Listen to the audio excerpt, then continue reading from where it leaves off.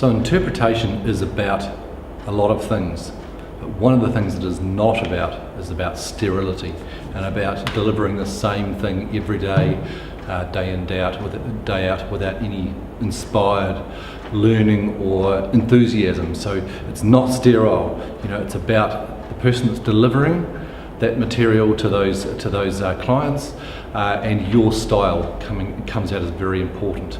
So sterility, it is not. So another thing it is links to familiar things that the clients know about.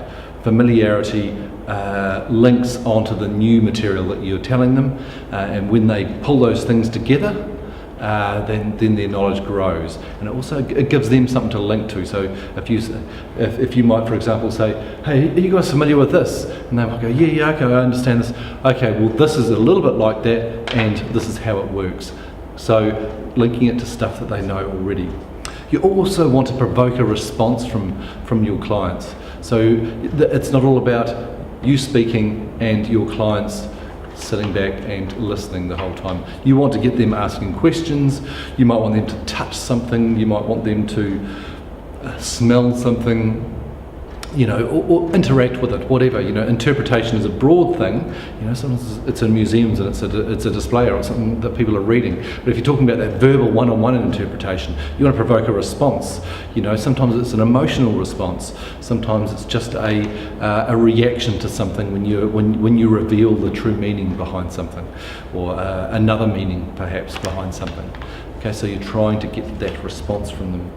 It always is adapted to the audience, so you don't deliver the same stuff. As I said before, don't deliver the same stuff every day. Sometimes you're going to have a bunch of young people that are not that interested in one aspect, but they might be interested in another, whereas an older clientele may be more focused on history, for example. They might be more interested in that.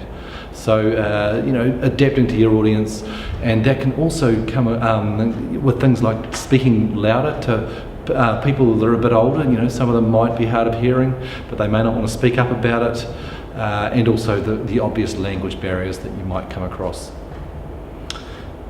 So revelation. So you're wanting those pennies to be dropping for those people.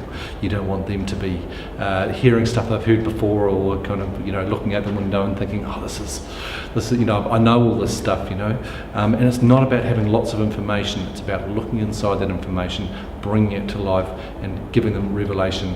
Revelation about a subject, or it's a good example of revelation. It's a very simple thing.